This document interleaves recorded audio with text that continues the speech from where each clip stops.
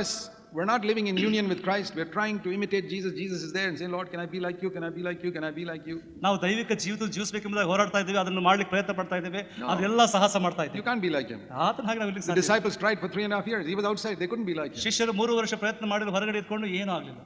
There's one answer to all that. ಇದೆಲ್ಲದಕ್ಕೂ ಒಂದೇ ಒಂದು ಉತ್ತರ. When we are put into his body and we allow his life to flow through us. ನಮ್ಮ ಜೀವನದಲ್ಲಿ ಆತನಿಗೆ ಒಳಪಡಿಸುವಾಗ ನಮ್ಮಲ್ಲಿ ಅದು ಆ ಕಾರ್ಯ ಪ್ರಾರಂಭವಾಗುತ್ತದೆ. We allow his power to come into us. ಆತನ ಪವಿತ್ರಾತ್ಮ ಶಕ್ತಿ ನಮ್ಮಲ್ಲಿ ಬರ್ತದೆ. We can do many things which we could not do otherwise. ನಮ್ಮ ಜೀವನದಲ್ಲಿ ಎಷ್ಟೋ ಸಂಗತಿಗಳನ್ನು ಮಾಡ್ತಿದ್ದೀವಿ ನಾವು ಮಾಡೋದು. We become like the hands of Jesus. ನಾವು ಯೇಸು ಸ್ವಾಮಿ ಕೈಗಳ ಹಾಗೆ ನಾವು ಆಗ್ತೇವೆ. And the tongue of Jesus. ಯೇಸು ಸ್ವಾಮಿಯ ನಾಲ್ಗೆ ಹಾಗೆ. It's amazing. ಎಂತ ಒಂದು ಆಶ್ಚರ್ಯಕರವಾದ. What the Father wants, this is eternal life. What the Father wants to give us.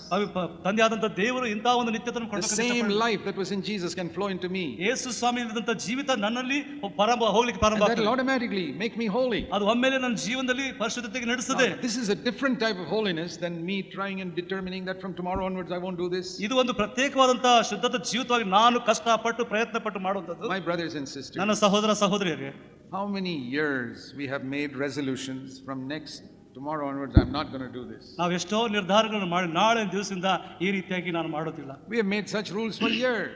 ಎಷ್ಟೋ ರೀತಿಯಿಂದ ನಿರ್ಧಾರಗಳನ್ನು ಮಾಡ್ಕೊಂಡಿದ್ದೀವಿ. What happened? ಏನಾಯ್ತು? In a few weeks it's all gone. ಕೆಲವು ವಾರಗಳಲ್ಲಿ ಹೊರಟು ಹೋಯ್ತು. No, there's a better way. ಆದರೆ ಒಳ್ಳೆಯ ಜೀವಿತ ಇದೆ. Let the Holy Spirit pour the life of Jesus through us. ಪವಿತ್ರಾತ್ಮನ ಜೀವಿತ, ಯೇಸು ಸ್ವಾಮಿ ಜೀವಿತ ನಿಮಗೆ ಕೊಡಲಿ. And many of your problems that you cannot overcome in your inner life, ನಿಮ್ಮ ಒಳಗಿನ ಇರುವಂತಹ ಎಷ್ಟೋ ಸಮಸ್ಯೆಯನ್ನು ಜಯಿಸಲಿಕ್ಕೆ ಸಾಧ್ಯವಾಗದಂತದ್ದು, He can solve. ಅದನ್ನು ಆತನ ಪರಿಹಾರ ಮಾಡ್ತಾನೆ. We try so hard. ನಾವು ಎಷ್ಟೋ ಕಷ್ಟಪಡ್ತಾ ಇದ್ದೇವೆ. I don't want to fall into sin. ನಾನು ಪಾಪದಲ್ಲಿ ಬೀಳಲಿಕ್ಕೆ ಇಷ್ಟಪಡ್ತಾ ಇಲ್ಲ. I really don't want to fall, Lord. ಓ ದೇವರೇ, ನಿಜವಾಗ್ಲೂ ಬೀಳಲಿಕ್ಕೆ ಇಷ್ಟಪಡ್ತಾ ಇಲ್ಲ. I want to live a holy life. ನಾನು ಒಳ್ಳೆ ಜೀವಿತ ಪರಿಶುದ್ಧ ಜೀವಿಸ್ತೀನಿ. Falling again, I'm ನಾನು ಮತ್ತೆ ತಿರುಗಿ ಬೀಳ್ತೇನೆ ದೇವರೇ. And Lord, I'm really now that today you have stirred me through this message. ಈ ಒಂದು ವಾಕ್ಯದ ಮೂಲಕವಾಗಿ ನಾನು ಉತ್ತೇಜನಪಡಿಸ್ತಾ ಇದೀಯಾ? I really want to live a holy life. ನಿಜವಾಗ್ಲೂ ನಾನು ಪರಿಶುದ್ಧ ಜೀವಿತ ಜೀವಿಸಬೇಕಂತ ಇಷ್ಟಪಟ್ಟಿದ್ದೇನೆ. I'll tell you right now. ಈಗಲೇ ಹೇಳ್ತೇನೆ ನಿಮಗೆ, you'll be the same next year. ಮುಂದಿನ ವರ್ಷ ಇದೇ ರೀತಿಯಾಗಿರ್ತೀರಿ. But there's a better way. ಆದರೆ ಒಳ್ಳೆ ಒಂದು ಮಾರ್ಗ ಇದೆ. See the book of Jude. ಯೂದನ ಪತ್ರಿಕೆ. That's the second last book of the Bible. ಕೊನೆಯ ಹಿಂದೆ ಇರುವಂತ ಪುಸ್ತಕವಾಗಿದೆ. Just before Revelation. ಪ್ರಕಟಣೆಗಿಂತ ಮುಂಚೆ Jude. ಯೂದ. There's a lovely verse here in verse 24. 24ನೇ ವಚನದಲ್ಲಿ ಈ ರೀತಿಯಾಗಿ ಬರೆಯಲ್ಪಟ್ಟಿದೆ. Where it says Jesus, he is able to keep you from falling. ಕ್ರಿಸ್ತನು ನಮ್ಮನ್ನು ಎಡವಿ ಬೀಳದಂತೆ ಕಾಯುವುದಕ್ಕೆ even from stumbling over a stone. ಆತ ನಾವು ಕಲ್ಲಿಗೆ ಅಡವಿ ಬೀಳದಂತೆ ಕಾಯುವಾತನಾಗಿದ್ದಾನೆ. Who is able to keep you from falling? ಯಾರು ನಮ್ಮನ್ನು ಎಡವಿ ಬೀಳದಂತೆ ಕಾಯುವರಾಗಿದ್ದಾರೆ? Not you yourself. ನೀವಲ್ಲ. He is able to keep you from falling. ಆತ ನಮ್ಮನ್ನು ಬೀಳದಂತೆ ಕಾಯಲಿಕ್ಕೆ ಪಡ್ತಾನೆ. See, we're like this Bible. ಈ ಒಂದು ಬೈಬಲ್ ಹಾಗಿದೆ, ನಾವು ಸತ್ಯವೇದ ಹಾಗೆ. It's a very holy book. ಇದು ಒಳ್ಳೆ ಪರಿಶುದ್ಧವಾದಂತ ಪುಸ್ತಕ. But can it keep itself from falling? ಇದು ಬೀಳದಂತೆ ನಾವು ಮಾಡ್ಲಿಕ್ಕೆ ಸಾಧ್ಯ ಉಂಟಾ? ಈಗ ಬೀಳುವಾಗ ಬಿದ್ದೋಗ್ಬಿಡ್ತದೆ. How easy to fall. ಎಷ್ಟು ಸುಲಭವಾಗಿದೆ ಬೀಳುವಂತದ್ದು. But can I keep this book from falling? ಈ ಒಂದು ಪುಸ್ತಕವನ್ನು ನಾನು ಬೀಳದಂತೆ ಮಾಡ್ಲಿಕ್ಕೆ ಸಾಧ್ಯ ಉಂಟಾ? Yes or no? ಹೌದಾ ಇಲ್ಲ? But can it keep itself from falling? ಅದು ತಾನಾಗಿ ಬೀಳಲಿಕ್ಕೆ ಸಾಧ್ಯ ಉಂಟಾ? It can't keep itself from falling. ಅದು ತಾನಾಗಿ ತಾನು ಬೀಳಲಿಕ್ಕೆ ಸಾಧ್ಯವಿಲ್ಲ. Same with you. ಅದೇ ರೀತಿಯಾಗಿ you're like this. ಈ ಪುಸ್ತಕದ ಹಾಗೆ. Oh, you're a good brother, good sister. ನೀವು ಒಳ್ಳೆ ಸಹೋದರ ಸಹೋದರಿ ಆಗಿದ್ದೀರಾ. It's a good book. ಇದು ಒಳ್ಳೆ ಪುಸ್ತಕ. Just like you, good brother, good sister. ಒಳ್ಳೆ ಸಹೋದರ ಸಹೋದರಿ. And maybe all the knowledge in this book you got in your head. ಇಲ್ಲಿರುವಂತ ಎಲ್ಲ ಜ್ಞಾನ ನಮ್ಮಲ್ಲಿ ತುಂಬಿಕೊಂಡಿದೆ. But what happens with all that knowledge? ಅವೆಲ್ಲ ಜ್ಞಾನ ಏನಾಗ್ತಾ ಇದೆ? You still fall. ಮತ್ತೆ ಬಿದ್ದು ಹೋಗ್ತಾ ಇದ್ದೀವಿ. And you say, Lord, what's the difference between me and the other fellow who's got no knowledge? Both are falling. ದೇವರೇ, ಆತನಿಂದ ಜ್ಞಾನದಿಂದ ವ್ಯಕ್ತಿ ನನಗಿನ ವ್ಯತ್ಯಾಸ, ಇಬ್ಬರು ಬೀಳ್ತಾ ಇದ್ದೀವಿ. He is able to keep you from falling. ಆತನು ನಾವು ಎಡವಿ ಬೀಳದಂತೆ ಕಾಯಲಿಕ್ಕೆ ಶಕ್ತನಾಗಿದ್ದಾನೆ. Very important to understand. ಅದು ಅರ್ಥ ಮಾಡ್ಕೊಳ್ಳೋದು ಬಹಳ ಪ್ರಾಮುಖ್ಯವಾಗಿದೆ. John 15 ಯೋಹಾನ 15 and verse 5. 5ನೇ ವಚನ. John 15 verse 5. ಯೋಹಾನ 15 5ನೇ ವಚನ. Verse 5, the last part. 5ನೇ ವಚನದ ಕೆಳ ಭಾಗದಲ್ಲಿ, without me you can do nothing. ನೀವು ನನ್ನನ್ನು ಬಿಟ್ಟು ಏನು ಮಾಡಲಾರಿರಿ. You can do nothing without me. ನನ್ನನ್ನು ಬಿಟ್ಟು ನೀವು ಏನು ಮಾಡಲಿಕ್ಕೆ ಸಾಧ್ಯವಿಲ್ಲ. Have you understood that? ಇದು ಅರ್ಥವಾಯ್ತಾ ನಿಮಗೆ? You can try. ನೀವು ಪ್ರಯತ್ನ ಮಾಡಬಹುದು. You won't succeed. ಆದರೆ ನೀವು ಪ್ರಯತ್ನದಿಂದ ಏನು ಸಾಧ್ಯವಿಲ್ಲ. This is the whole secret of the Christian life. ಕ್ರಿಸ್ತಿಯ ಜೀವಿತದ ಒಳ್ಳೆ ಒಂದು ರಹಸ್ಯವಾಗಿದೆ. This hand is controlled by the brain. ಈ ಒಂದು ಕೈ ನನ್ನ ಮೆದುಳಿನಿಂದ ಕಟ್ಟಲ್ಪಟ್ಟಿದೆ. You may not know that. ಅದು ನಿಮಗೆ ಗೊತ್ತಿರಲಿಕ್ಕಿಲ್ಲ. You study a little medicine and you understand every part of our body is controlled by the brain. ನೀವು ವೈದ್ಯಕೀಯ ಶಾಸ್ತ್ರ ಕಲಿಯುವಾಗ ನಮ್ಮ ಜ್ಞಾನದ ಮೂಲಕ, ನಮ್ಮ ಮೆದುಳಿನ ಮೂಲಕವಾಗಿ ಇದೆಲ್ಲ ಕಟ್ಟಲ್ಪಟ್ಟಿದೆ. The brain says, ಈ ಮೆದುಳು ಹೇಳ್ತಾ ಇದೆ, left hand, lift yourself up. ನಿನ್ನ ಎಡಗೈ ಮೇಲೆ ಕೆತ್ತ ಅಂತ ಹೇಳುವಾಗ ಮೇಲೆ ಹೋಗ್ತದೆ. Put yourself down. ಈಗ ತಲೆ ಹಾಕಿದ್ರೆ ತಲೆ ಹೋಗ್ತದೆ. Little finger, put yourself up. ಈ ತಲೆ ಒಂದು ಪಟ್ಟು ಮೇಲೆ ಕೆತ್ತ ಅಂತ ಹೇಳ್ತದೆ. Okay, little finger up. ಈಗ ಮೊದಲೇ ಬೀಳ್ತದೆ. The brain. ಅದೇ ರೀತಿಯಾಗಿ ಮೆದುಳು. But by itself, ಅದು ತಾನಾಗಿ, if the brain says nothing, ಒಂದು ವೇಳೆ ಮೆದುಳು ಏನು ಹೇಳಿದ್ರೆ, ಅದೇನ್ ಮಾಡೋದಿಲ್ಲ, It can do nothing. ಅದು ಏನ್ ಮಾಡ್ಲಿಕ್ಕೆ You ಸಾಧ್ಯ. think you're doing something. ನೀವು ಹೇಳ್ಬೋದು ನಾನು ಏನೋ ಮಾಡ್ತೀನಿ That's ಎಂಬುದಾಗಿ, because the brain is telling you do it. ಆ ನಮ್ಮ ಮೆದುಳು ಹೇಳ್ತದೆ ಮಾಡೆಂಬುದಾಗಿ. And the Bible says ಆ ದೇವರ ವಾಕ್ಯ ಹೇಳ್ತಾ ಇದೆ Jesus Christ Yesu Swami is the brain.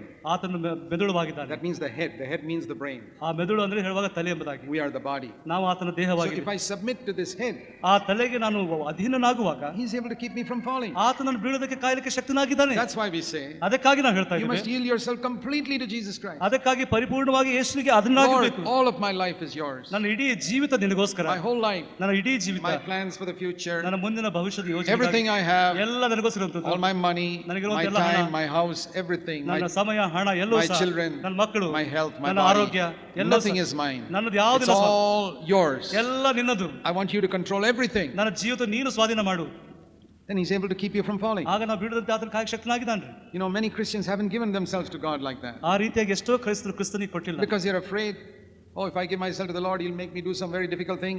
ಅವರು ಈ ರೀತಿಯಾಗಿ ಕೊಟ್ಬಿಟ್ರೆ ಅವ್ರು ಭಯ ಪಡ್ತಾರೆ, ಏನಾಗ್ಬಿಡ್ತದೆ ಎಂಬುದಾಗಿ. Isn't God a good God? ದೇವರು ಒಳ್ಳೆ ದೇವರಲ್ವಾ? Supposing you go to your earthly father, ನಿಮ್ಮ ಲೋಕದ ತಂದೆ ಹತ್ರ ಹೋಗುವಾಗ, supposing one of your children, ನಿಮ್ಮ ಮಕ್ಕಳು ಬಂದು, many of you are, some of you anyway, are fathers and mothers, ಇಲ್ಲಿ ಕೆಲವು ಜನರು ತಂದೆ ತಾಯಿಗಳಾಗಿದ್ದೀರಾ. and the others, I hope some of you have had good fathers and mothers. ನಾನು ಬೇರೆಯವ್ರು ಹೇಳ್ತಿದ್ದೀನಿ, ನಿಮಗೆ ಒಳ್ಳೆ ತಂದೆ ತಾಯಿರಬೇಕೆಂಬುದಾಗಿ. Supposing you went, your father is a good father. ನಿಮ್ಮ ಒಳ್ಳೆ ತಂದೆ ಹತ್ರ ನೀವು ಹೋಗ್ತಾ ಇದ್ದೀರಾ. Supposing you go one day to him, ಒಂದ್ ದಿವಸ ಅವನ ಹತ್ರ or ಹೋಗ್ತೀರಾ, your child comes to you ನಿಮ್ಮ ಮಗು ನಿಮ್ಮ ಹತ್ರ ಬರ್ತದೆ and says, Daddy ತಂದೆ, or Mommy, ತಾಯಿ, I want to obey you completely from today. ಈ ದಿವಸದಿಂದ ಪೂರ್ಣವಾಗಿ ನಾನು ವಿಧೇಯನಾಗ್ತೇನೆ. It's very difficult to find children like that today, but supposing you have one of those wonderful children who say something like ಆ that. ರೀತಿಯಾಗಿರುವಂಥದ್ದು ಬಹಳ ಕಷ್ಟಕರ. ಯಾವುದೋ ಒಂದು ಮಗು ಹಾಗೆ ಇದೆ ಅನ್ಕೊಳ್ರಿ. I know it has to be a miracle, but supposing it happens. ಅದು ಅದ್ಭುತಕಾರ ಆಗಬೇಕು, ಬಟ್ ಆಗ್ತದೆ Your ಅಂದ್ಕೊಳ್ರಿ. child comes to you and says, Daddy, I'll do anything you say. ತಂದೆ ಹತ್ರ ಬಂದ್ಬಿಟ್ಟು ನೀವು ಏನು ಹೇಳಿದ್ರು ಪರವಾಗಿ ನಾನು I want to obey you 100%. 100% ನಾನು ನಿನಗೆ ವಿಧೇಯನಾಗ್ತೇನೆ. What you tell me to do, I do. ನೀನು ಏನು ಹೇಳ್ತೀಯ ಅದನ್ನ ಮಾಡ್ತೇನೆ. You tell me don't do, I don't do. ನೀವು ಮಾಡಬೇಡ ಅಂತ ಹೇಳಿದ್ರೆ ಮಾಡೋದಿಲ್ಲ. What do you think? Would you ask that child to do something that's bad? ನಿಮ್ಮ ಮಗುಗೆ ಕೆಟ್ಟವಾಗ ಮಾಡೋದನ್ನ ಮಾಡ್ಲಿಕ್ಕೆ ಹೇಳ್ತೀರಾ? No. ಇಲ್ಲ. You won't say, now I got you under my control. ಓ, ಇವಾಗ ನನ್ನ ಅಧೀನದಲ್ಲಿದ್ದಾನೆ ಆತನು. Now I can make you twirl you around my finger and do whatever I want. ನನ್ನ ಕೈ ಸುತ್ತು ಬಿಟ್ಟು ನಾನು ಏನು ಹೇಳ್ತೀನಿ ಮಾಡ್ಲಿಕ್ಕೆ ಮಾಡಿಸ್ತೇನೆ. Yeah, some fathers are like that. ಕೆಲವು That's ತಂದೆಗಳು ಆ ರೀತಿಯಾಗಿದ್ದಾರೆ. because we are evil fathers. ಯಾಕಂದ್ರೆ ನಾವು ಕೆಟ್ಟ ತಂದೆ ತಾಯಿ. Jesus said we are all evil fathers. ಯೇಸು ಸ್ವಾಮಿ ನಾವೆಲ್ಲರೂ But ಕೆಟ್ಟ ತಂದೆ our ತಾಯಿ. heavenly Father is not like that. ಆದ್ರೆ ನಮ್ಮ ಪರಲೋಕ ತಂದೆ ಆ ರೀತಿಯಾಗಿಲ್ಲ. He just will never ask us to do anything that harms us. ಆತನು ನಮಗೆ ಕೆಟ್ಟದನ್ನು ಆಗುವಂಥದ್ದನ್ನು ಯಾವುದನ್ನು ಮಾಡ್ಲಿಕ್ಕೆ ಹೇಳೋದಿಲ್ಲ ಆತನು. Earthly parents, ಇಹಲೋಕದ ತಂದೆಗಳು, they've got a little bit of wisdom, but not as much as our heavenly Father. ಅವ್ರಿಗೆ ಸ್ವಲ್ಪ ಜ್ಞಾನ ಇದೆ, ಆದ್ರೆ ತಂದೆಗಿರುವಂಥ ಪರಲೋಕದ ತಂದೆ ಇರುವಂಥ ಜ್ಞಾನ ಇಲ್ಲ. So to submit to God is the best thing we can ever do. ನಮ್ಮ ಜೀವನದಲ್ಲಿ ಆತನಿಗೆ ಅಧೀನವಾಗುವಂಥದ್ದು ಅದು ಬಹಳ ಒಳ್ಳೆಯದು. Many things we can't completely submit to our earthly parents. ನಮ್ಮ ಇಹಲೋಕ ತಂದೆ ತಾಯಿ ಪರಿಪೂರ್ಣವಾಗಿ ನಾವು ಅವರಿಗೆ ಅಧೀನರಾಗಲಿಕ್ಕೆ ಸಾಧ್ಯವಿಲ್ಲ. For example, ಉದಾಹರಣೆಗೆ, when I took baptism, ನಾನು ದೀಕ್ಷಾಸ್ತ್ರ ತಗೊಳ್ಳುವಾಗ my father was born again. ನನ್ನ ತಂದೆ ಹೊಸದಾಗಿ ಹುಟ್ಟಿದ್ರು. He was born again before I was even born. ನಾನು ಹುಟ್ಟುವುದಕ್ಕಿಂತ ಮುಂಚಿತವಾಗಿ ಹೊಸದಾಗಿ ಹುಟ್ಟಿದ್ರು ಆತ್ಮೀಯ ರೀತಿಯಲ್ಲಿ. But he never took baptism. ಅವರು ದೀಕ್ಷಾಸ್ತ್ರ ತಗೊಂಡಿರಲಿಲ್ಲ. And he never taught me about baptism. ಅದರ ಬಗ್ಗೆ ಸಹ ಬೋಧನೆ ಮಾಡಲಿಲ್ಲ. He used to take me to meetings where I could learn to be born again. ನನ್ನ ಕುಟುಂಬ ಕರ್ಕೊಂಡು ಹೋಗ್ಬಿಟ್ಟು ನಾನು ಆತ್ಮೀಯತೆ ಬೆಳೆಯುವ ವಿಷಯದಲ್ಲಿ ತಿಳಿಸ್ತಾ ಇದ್ರು. But when I wanted to go on in my Christian life, ನನ್ನ ಜೀವನದಲ್ಲಿ ಆತ್ಮೀಯತೆ ಮುಂದೆ ಹೋಗ್ಬೇಕಂತ ಇಷ್ಟಪಟ್ಟಿರುವಾಗ I could not look to my father for guidance because God was leading me further. ನನ್ನ ತಂದೆಯನ್ನು ನಾನು ನೋಡ್ಲಿಕ್ಕೆ ಸಾಧ್ಯ, ಯಾಕಂದ್ರೆ ತಂದೆ ನನ್ನ ಪರಲೋಕ ತಂದೆಯನ್ನು ಮುಂದೆ ನಡೆಸ್ತಾ ಇದ್ರು. So I decided to take baptism because God led me that way. ನಾನು ದೀಕ್ಷಾಸ್ತ್ರ ತಗೊಳ್ಬೇಕೆಂಬುದಾಗಿ ತೀರ್ಮಾನಿಸಿಕೊಂಡು, ಯಾಕಂದ್ರೆ ದೇವರನ್ನ ನಡೆಸಿದ್ನು. You know, just like our children may get more educated than we are. ಯಾವ ರೀತಿಯಾಗಿ ನಮ್ಮ ಮಕ್ಕಳು ನಮಗಿಂತ ಹೆಚ್ಚಾಗಿ ವಿದ್ಯೆಯನ್ನು ಓದಿಸ್ತಾರೋ. I have 4 sons, they are all more educated than me. ನನಗೆ 4 ಮಕ್ಕಳು ನನಗಿಂತ ಹೆಚ್ಚಾಗಿ ಅವರು ಓದಿದ್ದಾರೆ. And I'm happy they are more educated than ಅವ್ರು me. ನನಗಿಂತ ಹೆಚ್ಚಾಗಿ ಓದಕ್ಕೆ ಸಂತೋಷ ಪಡ್ತೀನಿ. I'll be even more happy if spiritually they are ahead of me. ಅದೇ ರೀತಿಯಾಗಿ ಆತ್ಮೀಯತೆ ಸಹ ಮುಂದಿನ ಸಹ ನಾನು ಸಂತೋಷ ಪಡ್ತೀನಿ. That's possible. ಅದು ಸಾಧ್ಯವಿದೆ. When I look at people in CFC, I really hope those young brothers will go ahead of me ನಾನು spiritually. CFC ಕೆಲಸ ಯಮನಸ್ಸು ನೋಡುವಾಗ ನನಗಿಂತ ಮುಂಚೆ ಹೋಗುವಾಗ ಸಂತೋಷ ಪಡ್ತೇನೆ. So, ಅದೇ ರೀತಿಯಾಗಿ with our earthly fathers or even earthly spiritual fathers, ಇಹಲೋಕದ ಲೋಕರೀತಿಯಂತ ತಂದೆ ತಾಯಿಗಳು, they may make mistakes. ಅವರು ತಪ್ಪುಗಳು And ಮಾಡಬಹುದು. God may lead us beyond them. ಅವರಿಗಿಂತ ಮುಂದೆ ನಮ್ಮ ದೇವರು But when ನಡೆಸಬಹುದು. it comes to our heavenly Father, ಆದ್ರೆ ನಮ್ಮ ಪರಲೋಕ ತಂದೆ ವಿಷಯ ಮುಂದೆ ಬರುವಾಗ He knows exactly what is best for us. ಆತನಿಗೆ ಸ್ಪಷ್ಟವಾಗಿ And ಗೊತ್ತಿದೆ if ನಮಗೆ we ಏನು give ಬೇಕು. ourselves completely to Him, ನಾವು ಪರಿಪೂರ್ಣವಾಗಿ ಆತನಿಗೆ ಕೊಡುವಾಗ He will only tell us what is good for us. ಆತನು ನಾವು ಏನ್ ಮಾಡ್ಬೇಕು ಅದನ್ನೇ ಹೇಳ್ತಾನೆ ಆತನು. That's where the devil says, no, you better be ಅಲ್ಲೇ careful. ಸೈತಾನ್ ಬಂದು ಹೇಳ್ತಾನೆ, ಓ ಇಲ್ಲ ಇಲ್ಲ ಇಲ್ಲ ಎಂಬುದಾಗಿ. See, if this hand does not submit fully to my head, ನನ್ನ ತಲೆಗೆ ಈ ಕೈ ನನ್ನ ತಲೆಗೆ ಒಪ್ಪಿಸ್ಕೊಳ್ತಿದ್ರೆ you know that happens sometimes. ಅದು ಆಗ್ತದೆ ಕೆಲವು ಸಾರಿ. When a person gets a stroke, ಆ ಕೆಲವು ವ್ಯಕ್ತಿಗೆ ಪಾರ್ಶ್ವರೋಗಿ ಆಗುವಾಗ, or polio, that polio disease, ಆಗುವಾಗ ಅದು the hand ಹೀಗೆ is hanging like this. ಆ ಕೈ ಜೋತಾಡ್ಲಿಕ್ಕೆ ಪ್ರಾರಂಭ ಆಗ್ತದೆ. And the head says to this left hand, come on, left hand, lift up. ಬಲಗೈಗೆ ಹೇಳ್ತದೆ, ತಲೆ ನಿನ್ನ ಕೈಯನ್ನು ಮೇಲೆ ಕೆತ್ತು. Nothing. ಏನಾಗುದು? Lift up. ಮೇಲೆತ್ತು, Lift up. ಮೇಲೆತ್ತು. Nothing. There are some believers like that. ಆ ರೀತಿಯ ಕೆಲವು ವಿಶ್ವಾಸವಿದ್ದಾರೆ. They are in the body but useless. ಅವರು ದೇಹದಲ್ಲಿ ಇದ್ದಾರೆ ಒಳಗೆ, ಆದರೆ ಉಪಯೋಗ ಇಲ್ಲ. But the right hand is so different. ಆದರೆ ಬಲಗೈ ಒಳ್ಳೆ ರೀತಿಯಾಗಿದೆ. You know what this left hand needs? ಈ ಒಂದು ಎಡಗೈ ಏನು ಹೇಳ್ತದೆ ಗೊತ್ತಾ? It needs power. ಅದಕ್ಕೆ ಶಕ್ತಿ ಬೇಕಾಗಿದೆ. That's what the Holy Spirit ಅದೇ comes to. ಪವಿತ್ರಾತ್ಮ ಬಂಧನ ಮಾಡಲಿಕ್ಕೆ. That's why the Bible says we need to be filled with the Holy Spirit. ಅದಕ್ಕಾಗಿ ದೇವರ ವಾಕ್ಯ ಹೇಳ್ತದೆ, ನಾವು ಪವಿತ್ರಾತ್ಮ ತುಂಬಿಸಲ್ಪಡಬೇಕು. Can you be a member of the body without being filled with the Holy Spirit? ಪವಿತ್ರಾತ್ಮ ತುಂಬಿಸಲ್ಪಡದೆ ಕ್ರಿಸ್ತನ ದೇಹಕ್ಕೆ ನಾವು ಒಳಪಡಬಹುದಾ? Yes. ಹೌದು. Is this paralyzed member ಈ ಒಂದು hand still a member of my body? ಈ ಪಾರ್ಶ್ವದಿಂದ ಹೋಗಿರುವಂತಹ ಕೈ ಅಂತದ್ದು, Yeah, it is a member of my O body. ಖಂಡಿತವಾಗಿ ಈ ದೇಹಕ್ಕೆ It is ಸಂಬಂಧಪಟ್ಟ useless. ಅದ್ರ ಉಪಯೋಗ ಇಲ್ಲ. Wherever I go, I have to carry it around with me. ನನ್ನೊಟ್ಟಿಗೆ ನಾನು ಎಲ್ಲಿ ಹೋದ್ರೆ ಕೈ ಎತ್ಕೊಂಡು ಹೋಗ್ತಾ And this ಇರ್ತೀನಿ. poor right hand has to do the work of two hands because of this ಈ ಬಲಗೈ lazy fellow. ಈ ಬಲಗೈ ಎಲ್ಲ ಕೆಲಸ ಮಾಡಬೇಕು, ಯಾಕಂದ್ರೆ ಈ ಕೈ ಹೋಗ್ಬಿಟ್ಟಿದೆ. And there are some believers like that. ಕೆಲವು ವಿಶ್ವಾಸ ಆ ರೀತಿಯಾಗಿದ್ದಾರೆ. They come along for all, everywhere. ಅವ್ರು ಈ ಕೈ ಹಿಡ್ಕೊಂಡು ಎಲ್ಲ ಕಡೆಗೆ ಬರ್ತಾರೆ. Especially picnics and all, they definitely come. ನಾವು ಪಿಕ್ನಿಕ್ ಹೋಗುವಾಗ ಬರ್ತಾರೆ ಅವರು. But they're useless. ಅವ್ರ ಉಪಯೋಗ ಇಲ್ರಿ. They're not useful members in the body. ಆದ್ರೆ ಕ್ರಿಸ್ತನ ದೇಹದಲ್ಲಿ ಉಪಯೋಗ ಇಲ್ಲ. They need to be filled with the Holy Spirit. ಅದಕ್ಕಾಗಿ ನಾವು ಪವಿತ್ರಾತ್ಮ ತುಂಬಿಸಲ್ಪಡಬೇಕು. So I want to encourage all of you. ನಾನು ನಿಮ್ಗೆಲ್ಲರಿಗೂ ಉತ್ತೇಜನ ಪಡಿಸ್ತಾ ಇದ್ದೀನಿ. You have given your life to Christ. ನಿಮ್ಮ ಜೀವಿತವನ್ನು ಯೇಸು ಸ್ವಾಮಿಗೆ ಒಪ್ಪಿಸಿಕೊಟ್ಟಿದ್ದೀರಿ. Surrender everything to Jesus today ಈ ದಿವಸ ಯೇಸು ಸ್ವಾಮಿಗೆ and say, Lord, ಪರಿಪೂರ್ಣವಾಗಿ fill me with the ಸಮರ್ಪಿಸು. Holy Spirit. ಕರ್ತನಿನ ಪವಿತ್ರಾತ್ಮವಾಗಿ ನಮ್ಮನ್ನು ತುಂಬಿಸು. Now Jesus is my head. ಆತನೇ ಯೇಸು ಕ್ರಿಸ್ತನ ತಲೆಯಾಗಿದ್ದಾನೆ. When I was a little child, Paul says, I behaved like a little child, I spoke like a little child. ಪೌಲನು ಹೇಳಿದನು, ನಾನು ಚಿಕ್ಕ ಮಗುನ ಹೇಳಿದನು, ದೊಡ್ಡವನಾದ್ಮೇಲೆ ನನ್ನ ಮಗ Now I'm ಆಗಿದ್ದೇನೆ. a man, I put away childish things. ಈಗೆಲ್ಲ ಚಿಕ್ಕ ವಯಸ್ಸನ್ನು ಬಿಟ್ಕೊಟ್ಟಿದ್ದೇನೆ, ನಾನು ಬೆಳೆದಿದ್ದೇನೆ. When I was a child, ನಾನು ಚಿಕ್ಕ ಮಗು I ಆಗಿರುವಾಗ listened to my parents. ನನ್ನ ತಂದೆ ತಾಯಿ Now I'm a child of God. ಈಗ ನಾನು ಕರ್ತನ ತಂದೆ I listen to Jesus, who's my head. ಆತನು ಯೇಸು ಸ್ವಾಮಿ ತಲೆಯಾಗಿದ್ದಾನೆ. He's my head.